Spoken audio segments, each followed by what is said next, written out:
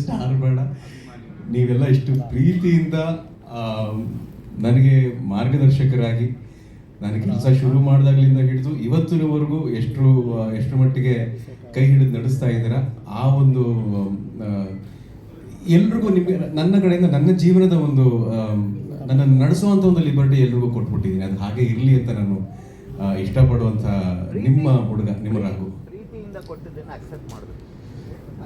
ಈ ಥರ ಕಟ್ಟಾಕ್ಬಿಟ್ರೆ ಕಷ್ಟ ಸರ್. ಈ ಪ್ರಿನ್ಸಿಪಲ್ರು ಸುಮ್ಮನೆ ಕೂತ್ಕೊಳ್ಳೋಕ್ಕಾಗದೆ ಮುಂದೆ ಕೂತ್ಕೊಂಡು ಹೇಳ್ಬಿಟ್ರು. ಸೊ ರುದ್ರಾಭಿಷೇಕಂ ಸಿನಿಮಾ ಬಗ್ಗೆ ಇವಾಗ ಎಲ್ಲರೂ ಈ ಸಿನಿಮಾದ ವಿಚಾರವನ್ನು ಕೇಳಿದ್ದೀರಾ, ನೋಡಿದ್ದೀರಾ, ಹಲವಾರು ಅನುಭವಗಳನ್ನು ಹಂಚ್ಕೊಂಡಿದ್ದಾರೆ. ನಾನು ನಮ್ಮ ಅಷ್ಟೂ ಜನ ನಿರ್ಮಾಪಕರುಗಳಿಗೆ, ನಮ್ಮ ನಿರ್ದೇಶಕರು ವಸಂತ್ ಕುಮಾರ್ ಸರ್ಗೆ ನಾನು ಧನ್ಯವಾದ ಹೇಳೋದಕ್ಕೆ ಇಷ್ಟಪಡ್ತೀನಿ. ಯಾಕೆ ಅಂದರೆ ಮೊನ್ನೆ ತನ ಇನ್ನೊಂದು ಪ್ರೆಸ್ ಮೀಟಲ್ಲಿ ಒಂದು ಸಿನಿಮಾ ಬಗ್ಗೆ ಮಾತಾಡಿದ್ದೆ. ಅಂದರೆ ಈಗ ಬರ್ತಿರುವಂಥ ಸಿನಿಮಾಗಳಲ್ಲಿ ಹೇಗೆ ಆ ಸಿನಿಮಾ ಮಾಡುವಂಥ ಆಸೆ ಆ ನಿರ್ಮಾಪಕರಿಗೆ, ನಿರ್ದೇಶಕರಿಗೆಲ್ಲ ಆಯಿತು ಅಂತ, ಅದೇ ಥರ ಈ ಸಿನಿಮಾ ಕೂಡ ರುದ್ರಾಭಿಷೇಕಂ ಅನ್ನೋ ಸಿನಿಮಾ, ಆ ಕಥೆಯಲ್ಲಿ ಬರುವಂಥ ಅಂಶ, ಜನ ಆ ಥರ ಒಂದು ಅಂಶ ನೋಡಿ ಹಲವಾರು ವರ್ಷ ಆಗಿದೆ. ಸೊ ಅದನ್ನು ಮತ್ತೆ ಆ ಥರ ಪಾತ್ರಗಳ ಮೂಲಕ ಯಾವುದೋ ಒಂದು ಸೀನ್ ಮುಖಾಂತರ ಅಭಿನಯ ಮಾಡುವಂಥ ಅವಕಾಶ ನಮಗೆ ಕೊಟ್ಟಿದ್ದಾರೆ. ನನಗಾಗಲಿ, ಪ್ರಿಯಾಂಕಾ ಅವ್ರಿಗಾಗಲಿ, ಬಲರಾಜ್ ಸರ್ಗೆ, ನವನೀತಾ ಮೇಡಮ್ ಅವ್ರಿಗೆ, ನಮ್ಮೆಲ್ಲ ಇಲ್ಲಿ ಹುಡುಗರು ಬಹಳ ಖುಷಿಪಟ್ಟು ಕೆಲಸ ಮಾಡಿದ್ದೀವಿ ಈ ಸಿನಿಮಾದಲ್ಲಿ. ಏನಕ್ಕೆ ಅದಕ್ಕೆ ಅವಕಾಶ ಆಯಿತು ಅಂತ ಹೇಳಿದ್ರೆ, ಒಂದು ಕತೆ ಬಗ್ಗೆ ನಿರ್ಮಾಪಕರಿಗೆ ಬಹಳ ನಂಬಿಕೆ ಇದ್ದಾಗ, ಒಂದು ಒಳ್ಳೆ ರೀತಿಯಲ್ಲಿ ವಿಶ್ವಾಸ ಇದ್ದಾಗ, ನಿರ್ದೇಶಕರ ಮೇಲೆ ನಂಬಿಕೆ ಇದ್ದಾಗ ವಾತಾವರಣ ಬಹಳ ತಿಳಿಯಾಗುತ್ತೆ, ಬಹಳ ಹಗುರ ಆಗುತ್ತೆ, ಬಹಳ ಖುಷಿ ಆಗುತ್ತೆ ಕೆಲಸ ಮಾಡೋದಕ್ಕೆ.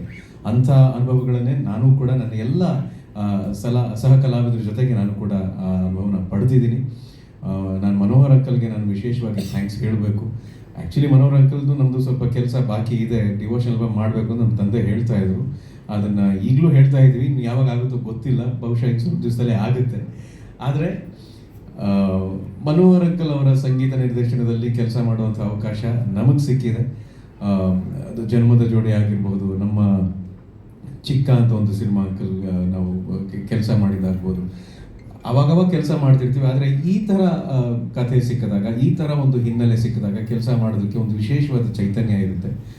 ಆ ಚೈತನ್ಯನೇ ರುದ್ರಾಭಿಷೇಕದಲ್ಲಿ ನಾವು ಶಿವಮಯ ಅಂತ ಹೇಳ್ತೀವಿ, ಎಲ್ಲವೂ ಶಿವಮಯ ಅಂತ. ಹಾಗೆ ಆ ಭಗವಂತನ ಪ್ರೇರೇಪಣೆಯಿಂದ ಈ ಕೆಲಸ ಆಗಿದೆ.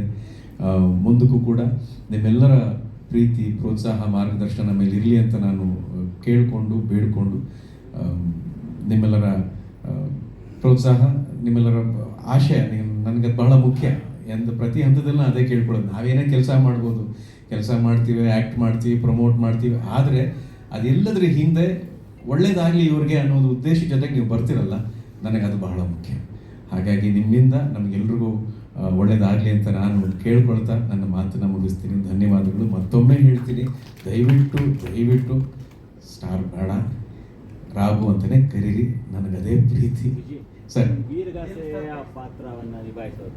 ಹೌದು, ನನಗೆ ತುಂಬ ಚಾಲೆಂಜಿಂಗ್ ಆಗಿತ್ತು ಸರ್. ನನಗೆ ಬಹಳ ಚಾಲೆಂಜ್. ವೀರಗಾಸೆ ನಾವೆಲ್ಲ ಯಾವ್ದಾದ್ರು ಹಬ್ಬದಲ್ಲಿ ಅಥವಾ ಯಾವ್ದಾದ್ರು ಒಂದು ಸಂದರ್ಭದಲ್ಲಿ, ಜಾತ್ರೆಯಲ್ಲಿ ನೋಡಿರ್ತೀವಿ. ಇವಾಗ ನಾವು DKD ನಾವು ಕೂತ್ಕೊಂಡು ಕೂಡ ಅದನ್ನು ವೀರಗಾಸೆ ಪರ್ಫಾರ್ಮ್ ಮಾಡೋರು ಬರ್ತಾರೆ. ಆದರೆ ಅಷ್ಟು ಮೇಕಪ್ಪನ್ನು ಧರಿಸಿ ಅದನ್ನು ಪರ್ಫಾರ್ಮ್ ಮಾಡೋದಿದೆಯಲ್ಲ, ನಾನು ಆ ಸಂದರ್ಭನ ಆ್ಯಕ್ಟಿಂಗ್ ಅಂತ ಹೇಳೋದಕ್ಕಿಂತ ಅದನ್ನು ಒಂದು ಪರ್ಫಾರ್ಮ್ ಅಂತ ಹೇಳೋದಕ್ಕೇ ಅದಕ್ಕೆ ನಾನು ಇಷ್ಟಪಡ್ತೀನಿ. ಯಾಕಂದರೆ ಎಲ್ಲ ಕಲಾವಿದರ ಜೊತೆ ಕೆಲಸ ಮಾಡ್ಬೇಕಾದ್ರೆ ಅದ್ರ ಹಿಂದೆ ಅವ್ರಿಗಿದ್ದಂಥ ಒಂದು ಭಕ್ತಿ, ಅದ್ರ ಹಿಂದೆ ಅವ್ರಿಗಿರೋ ಒಂದು ಅಗಾಢವಾದ ನಂಬಿಕೆ ಭಗವಂತನ ಮೇಲೆ.